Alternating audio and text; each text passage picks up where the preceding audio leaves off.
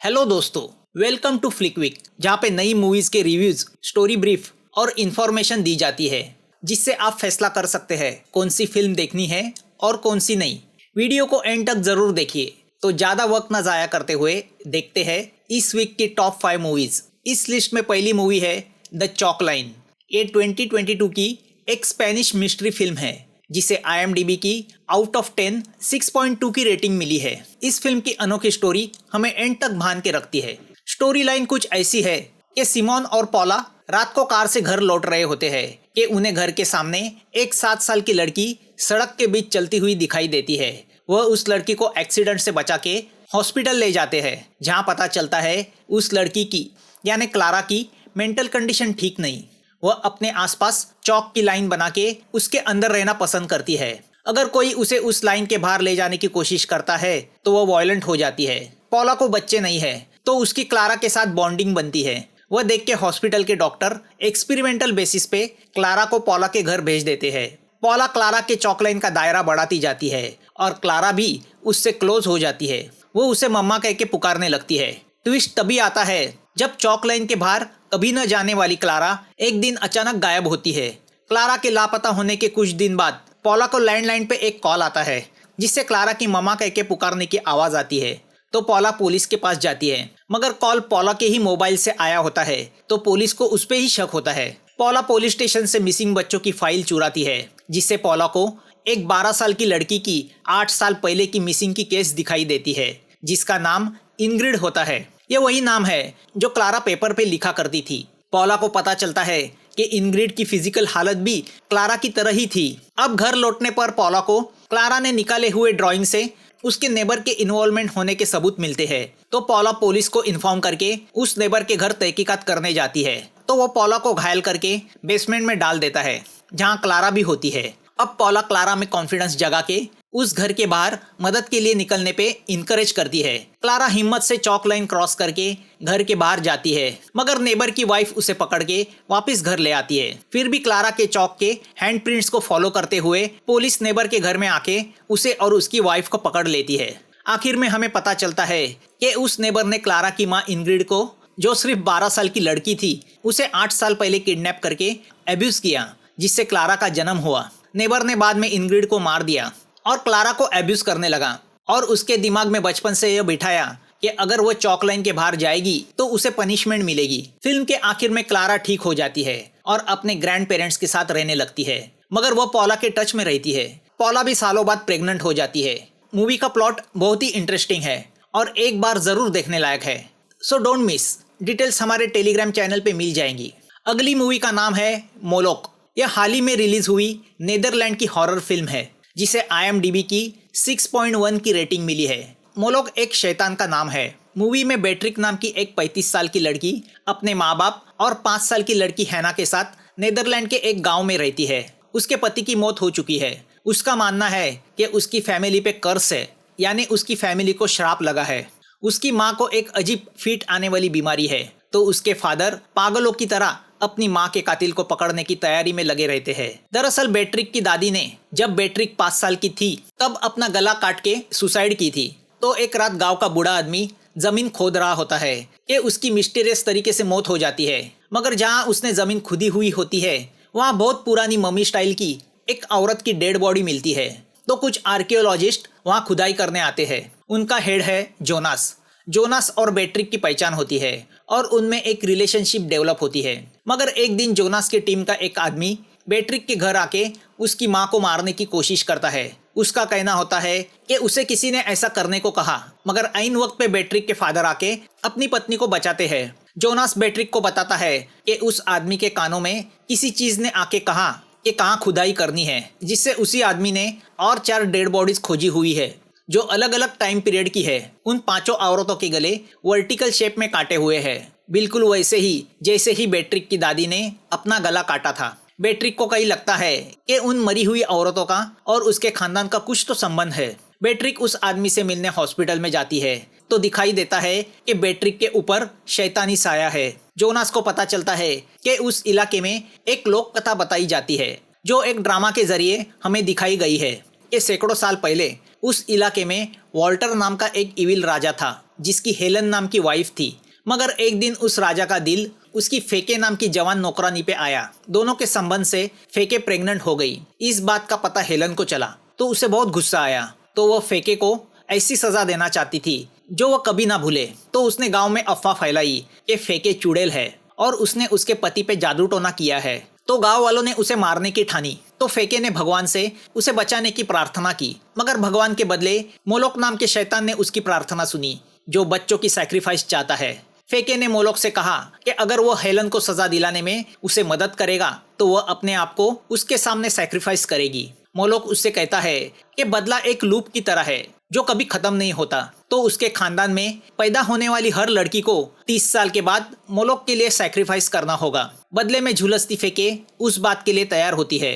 वह बच्ची को जन्म देती है और अपने आप को सैक्रिफाइस करती है। मगर हेलन की आत्मा भी युगों तक इस चक्र में अटक के भटकती रहती है। वो फेके के खानदान को पनिशमेंट करना चाहती है। तो फेके के खानदान की लड़की मोलोक के लिए अपने आप को सैक्रिफाइस करती रहती है।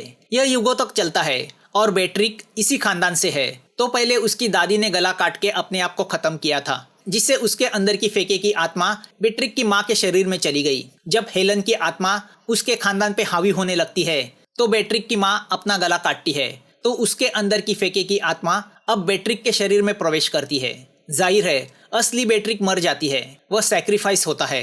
30 साल बाद बेट्रिक के शरीर में बसी फेके की आत्मा अपना खुद का गला काट के हैना को सैक्रिफाइस के लिए उसके शरीर में प्रवेश करेगी। एंड में हमें घर के बाहर की खिड़की में खड़ी बेट्रिक की आत्मा दिखाई देती है, जो किसी तरह अपनी लड़की हैना को बचाना चाहती है।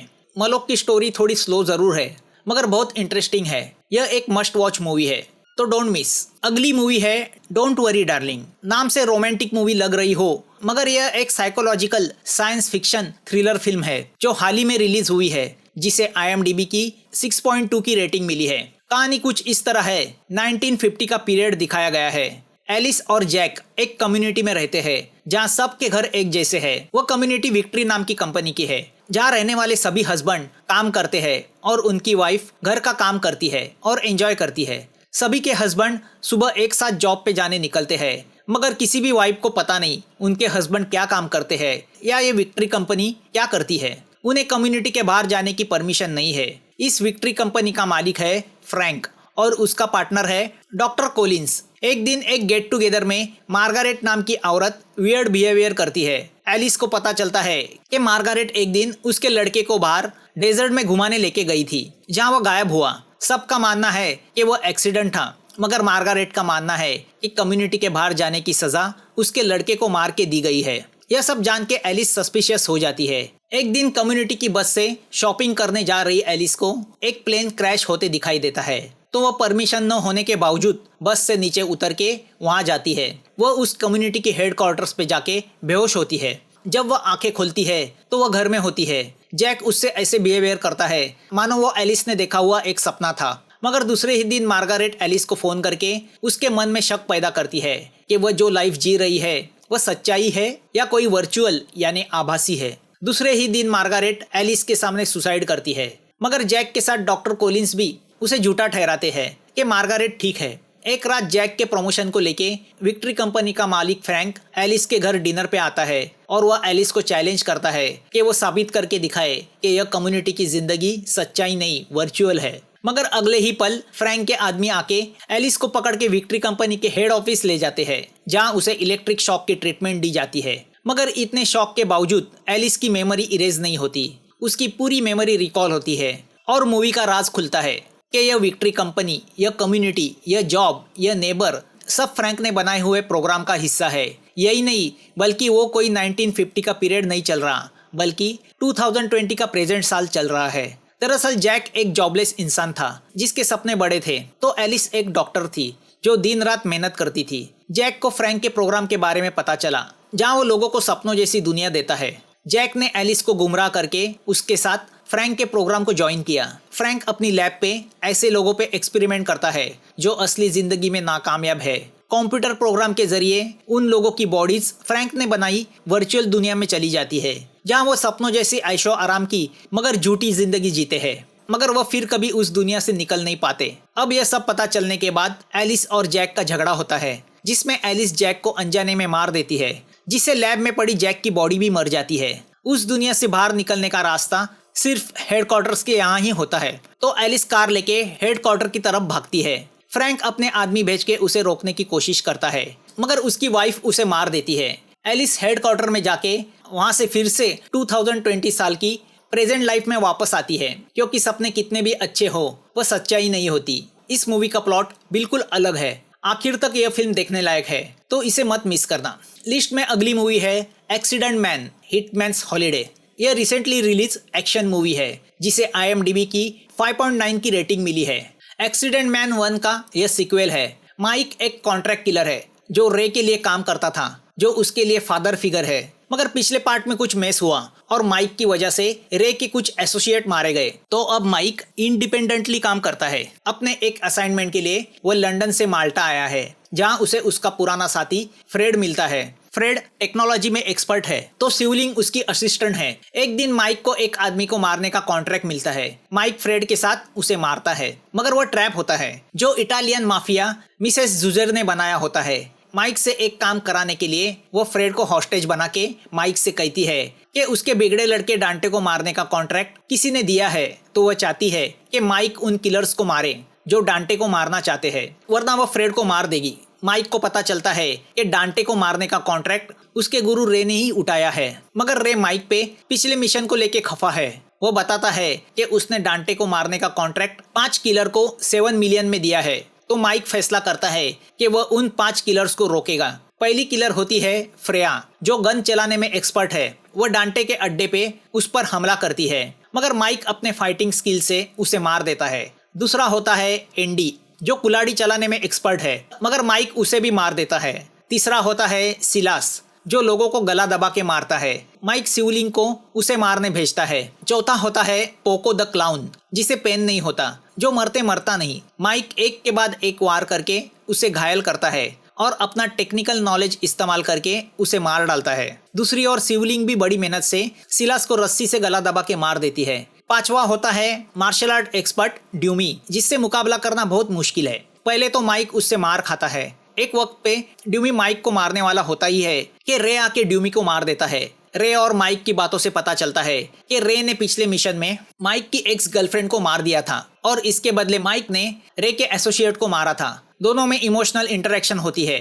दोनों फिर से एक होते हैं और फ्रेड को बचाने मिसेस जुजेर के पास जाते हैं। डांटे के एक्सचेंज में माइक फ्रेड को छुड़ाता है। जुजेर माइक को वार्निंग देती है कि वो माल्टा छोड़ के चला जाए, मगर रे ने डांटे के सूट में रिमोट बॉम्ब छुपाया होता है। जैसे ही रे बटन दबाता है, डांटे के साथ जुजेर की पूरी गैंग ब्लास्ट में मर जाती है। रे को भी डांटे को मारने के 7 मिलियन मिल जाते हैं और माइक फ्रेड को छुड़ाने में कामयाब होता है। Movie out and out action film है, जो कॉमिक्स के कैरेक्टर पे बेस है। एक बार देख सकते हैं, मगर इसे समझने के लिए पहला पार्ट देखना जरूरी है, तो एंटरटेनमेंट के लिए इसे जरूर देखें। अगली मूवी का नाम है ऑटम इन द सिटी। यह एक रोमांटिक मूवी है जो हाल ही में रिलीज हुई है, जिसे IMDb की 6.2 की रेटिंग मिली है। यह एक क्यूट सी प्लेजेंट सी लव स्टोरी है। स्टोरी कुछ ऐसी है, पाइपर करियर के तलाश में अपना फैमिली बिजनेस छोड़ के न्यूयॉर्क आती है। वो 29 साल की है और 2 महीने बाद वो 30 साल की हो जाएगी। तो इन 2 महीने में वो ऐसा जॉब करना चाहती है जिससे उसे सेटिस्फेक्शन मिले, मगर वह नहीं जानती कि वो क्या करना चाहती है जिसे उसे सेटिस्फेक्शन मिले। वह अच्छी इलस्ट्रेटर है। न्यूयॉर्क आते ही वह ऑस्टिन से एनकाउंटर होती है, जो उसके पड़ोस में रहता है। ऑस्टिन की भी वही हालत है जो पाइपर की है। ऑस्टिन एक अच्छा राइटर है, उसने जर्नलिज्म में डिग्री ली है। ऑस्टिन की माँ पैट्रिशिया एक फेमस जर्नलिस्ट है, जो एक एम्बिशियस सेल्फ मेड वुमन है। तो वह चाहती है कि उसकी तरह उसका लड़का भी जर्नलिस्ट बने। तो वह अपनी सिफारिश लगा के ऑस्टिन को एक बड़े न्यूज़पेपर में जॉब दिलाती है। मगर ऑस्टिन बच्चों की स्टोरीज लिखने में इंटरेस्टेड है। यहाँ पाइपर अलग अलग तरह के जॉब ट्राई करती है, मगर कुछ जॉब से उसे फायर किया जाता है तो कुछ जॉब वो छोड़ देती है। ऐसे में उसकी मुलाकात विल और टॉबी से होती है, जिनका कैफे है। विल और टॉबी के रूप में पाइपर को दोस्त मिल जाते हैं। अब पड़ोस में रहने की वजह से ऑस्टिन और पाइपर एक दूसरे से पहचान बनाते हैं, एक दूसरे को जानने लगते हैं। दोनों एक दूसरे को टीज भी करते हैं। दोनों इसी बात पे एग्री होते हैं कि उन्हें वही काम करना चाहिए जो वह चाहते हैं। ऑस्टिन अपनी स्टोरीज एक पब्लिशिंग कंपनी में भेज देता है, जिसे अप्रिशिएट किया जाता है। ऑस्टिन पाइपर के इलस्ट्रेशन वर्क को देखता है और चाहता है कि उसके स्टोरी प्रेजेंटेशन के लिए पाइपर कुछ ड्राइंग्स बनाए। पाइपर जिसके लिए तैयार होती है। ऑस्टिन पाइपर को अपनी माँ से मिलवाता है, जो बड़े बड़े सेलिब्रिटीज और पॉलिटिशियन का इंटरव्यू लेती है। पाइपर ऑस्टिन की माँ से इंस्पायर होती है। यहाँ न्यूज कंपनी में ऑस्टिन उतना एफर्ट नहीं दे पाता तो उसे वहाँ से निकाला जाता है। तो ऑस्टिन की माँ की सिफारिश से पाइपर को एक आर्ट गैलरी में जॉब मिलती है, मगर वो वहाँ भी सेटिस्फाइड नहीं है। 2 महीने का वक्त खत्म होने आ रहा है। अब पाइपर और डिप्रेस होती है। दूसरी ओर ऑस्टिन अपनी स्टोरीज को पाइपर के ड्राइंग्स के साथ प्रेजेंट करता है, जिस पर पब्लिशर खुश होके बुक प्रिंट करने का फैसला करती है। मगर बुक में वो पाइपर की नहीं बल्कि किसी वेल एस्टेब्लिश इलस्ट्रेटेड की ड्राइंग चाहती है। पाइपर सब जगह से करियर में फेल होती है तो वो न्यूयॉर्क छोड़ के जाने का फैसला करती है। वह आखिरी बार ऑस्टिन की माँ से मिलने जाती है, जो पाइपर में विश्वास जगाती है कि उसे अपने आप को एग्रेसिवली दुनिया के सामने प्रेजेंट करना चाहिए, फाइट करना चाहिए, तभी दुनिया उसे कंसिडर करेगी। तो अब पाइपर अपनी स्केचेस लेके पब्लिशिंग कंपनी में जाके कॉन्फिडेंसली अपने आप को प्रेजेंट करती है। पब्लिशर उसके काम को एक्सेप्ट करती है और उसे as a illustrator job offer करती है। आखिर स्ट्रगल के बाद पाइपर और ऑस्टिन अपने अपने पसंद की जॉब पा लेते हैं। वह जानते हैं उस मकाम पे जाने के लिए उन्होंने एक दूसरे को इनकरेज किया है। उन दोनों की जिंदगी एक दूसरे से जुड़ी हुई है और आखिर में ऑटम सीजन की तरह पाइपर की जिंदगी में बाहर आती है। मूवी का कंसेप्ट छोटा है मगर प्यारा है। अगर आप फ्रेश फील करना चाहते हैं तो इसे एक बार जरूर देखें। तो दोस्तों यही थी इस वीक की टॉप 5 फिल्में जो देखने के लिए अवेलेबल है। वीडियो अच्छा लगा हो तो प्लीज सब्सक्राइब, लाइक और शेयर करना मत भूलना। आपके कमेंट्स का हमें इंतजार रहेगा और डिटेल्स के लिए हमारे टेलीग्राम चैनल को विजिट करना मत भूलना। तो जल्द मिलेंगे नई लिस्ट के साथ और नई मूवी के साथ। Thanks for watching.